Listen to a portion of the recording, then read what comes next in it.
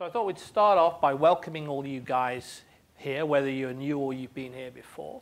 If you've not figured out by now, my name's Nick Kemp and this is Andy Austin, or Andrew T. Austin as we like to think of him. And you'll always know it's me because I always sit on this side of the stage. I'm kind of rigid like that. You know, every workshop I'm always in this spot, not that one. And this weekend we're going to be covering a whole bunch of different things to do with improvisation and also using different provocative elements in communication. So although this works extremely well in client-type situations, really it broadens out into all kinds of communication with other people. So if you are going to be having any interactions, communications with any other human beings, there will be useful and valuable elements through the course of the weekend. A lot of it's going to be similar kind of themes, but as our good friend Doug O'Brien would say, similar but different. From my point of view, some of you have done a lot of the provocative stuff before. We'll be covering that, but with a bit of a twist to it. And Andy's going to be doing a lot of improv stuff, which fits very neatly into the kind of themes that I'm exploring, which is how people are in themselves, in their states, how they respond, what they're noticing, and really observing what does what. And I'm living out my alternative career.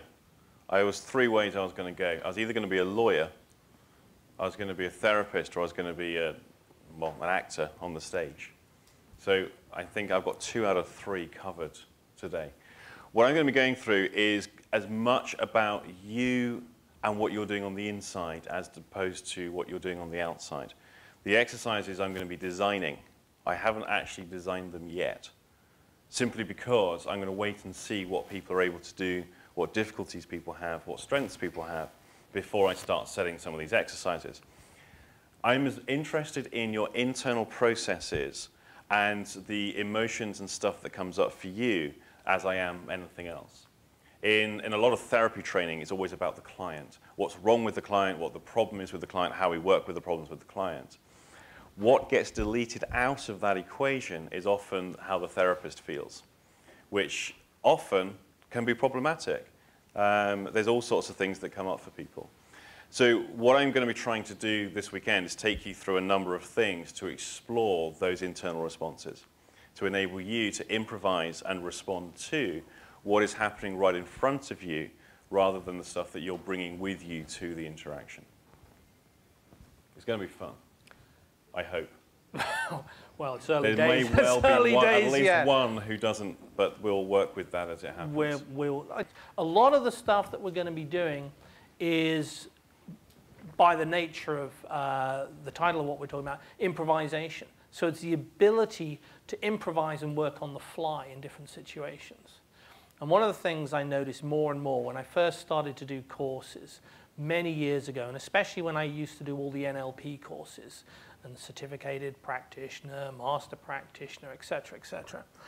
You know, I would start off with like detailed information, you know, 10 o'clock start, remember, talk to audience, be polite, smile occasionally, even if they look intimidating, you know, 5 past 10, exercise 1, and I have this long list of different things. And then as I got more familiar and more at ease with what I was doing, it would simplify down into just sort of shorter paragraphs. And then eventually it would be like 1 word, you know. So it'd be literally 10 to 11 o'clock, this. So it'd be very, very simple. And I was interested to see that Billy Connolly had a very similar strategy for his stage shows. And periodically, just for the hell of it, he'd do it backwards.